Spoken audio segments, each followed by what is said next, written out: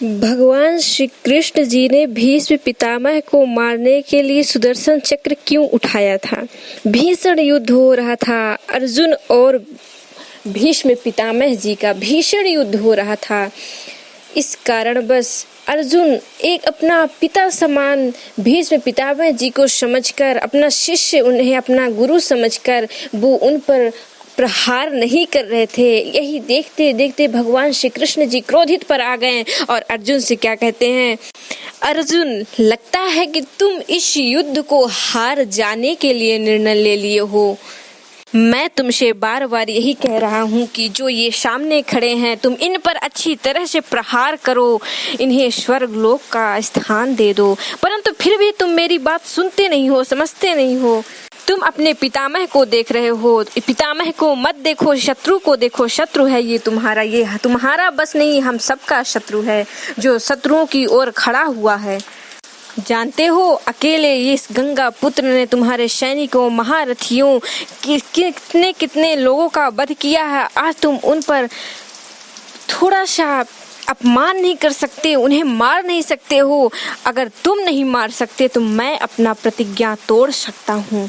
मैं प्रतिज्ञा लिया था, वचन लिया था कि मैं इस युद्ध में अपना अस्त्र नहीं उठाऊंगा। फिर भी तुम मुझे विवश कर दिए हो अर्जुन, तुम मुझे विवश कर दिए हो। जिन पर गंगा पुत्र ने प्रहार किया था उनके तुम ऋणी हो अर्जुन, तुम ऋणी हो और उन पर प्रहार करो तुम। तब भी अर्जुन भगवान श्री कृष्ण की ओर देखते ही रह गए। भगवान श्री कृष्ण जी क्रोधित पर आकर रथ से नीचे उतरे। उसके बाद अपना सुदर्शन को आग्रह दिया। सुदर्शन चक्र आ गए। अब भगवान श्री कृष्ण जी सुदर्शन चक्र को ले जाते जाते भीष्म पितामह के पास पहुंचते हैं और भीष्म पितामह जी कहते हैं, प्रणाम वासुदेव, मैं तो आपका ही इंतजार कर रहा था। आपको देखते हुए मैं अपना धनुष बाण भी रख दिया हूँ।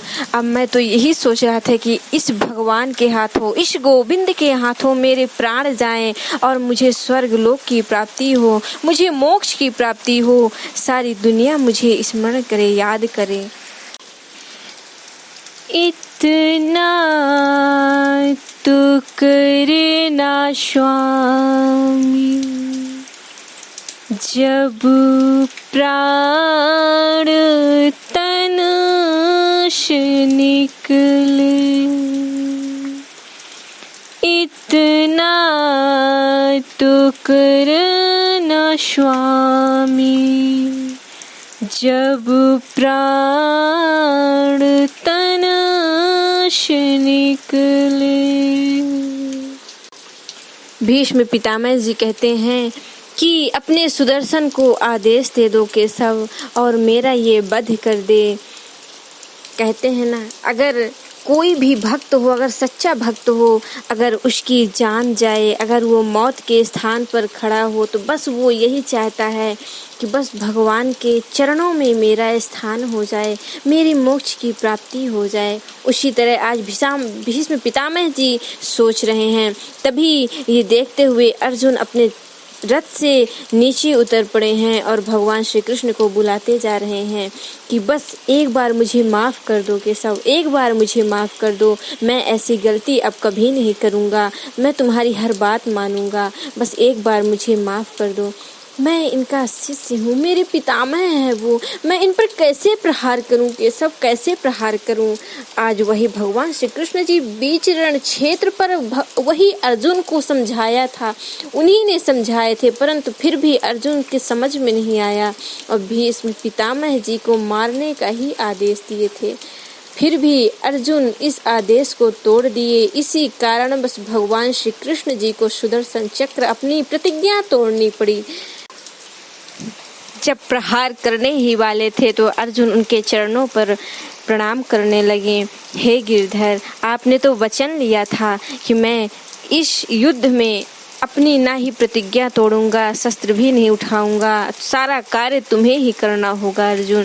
फिर भी आप क्यों अपनी प्रतिज्ञा तोड़ दिए? क्योंकि भगवान श्री कृष्ण जी विवश थे, अर्जुन ये सारा कार्य कर ही नहीं रहे थे, इसलिए भगवान श्री कृष्ण जी विवश होकर अपना सुदर्शन चक्र उठाए थे।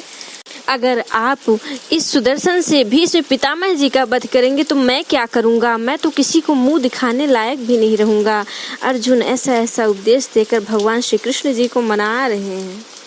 उसके बाद भगवान श्री कृष्ण जी मान गए और अपने रथ पर पुनः आए। भीष्म पितामह जी को कहते हैं कि अपना इस धनुष बाण को उठा लीजिए, और अर्जुन जी कहते हैं कि अभी सूर्य अस्त ना हो तो इस युद्ध को मैं आज ही खत्म कर दूं। भगवान श्री कृष्ण जी कहते हैं कि ये युद्ध अर्जुन, ये युद्ध मानव कल्याण के लिए हो रहा है अर्जुन, और मानव समाज का कल्याण प्रकृति के लिए उल्लंघन नहीं कर सकता है। तो तुम सूर्य को अपने समय पर उदय और अस्त होने दो। लगता है तुम मेरी बातों पर ध्यान नहीं दिए थे। तुम अपने धर्म का पालन करो। युद्ध करना तुम्हारे वश में है, युद्ध का परिणाम तुम्हारे वश में नहीं है। तो तुम्हारा धर्म है केवल युद्ध करना। युद्ध का परिणाम जो है मुझ पर छोड़ दो। सूर्य की ओर मत देखो, युद्ध को करो, युद्ध करो, युद्ध करो।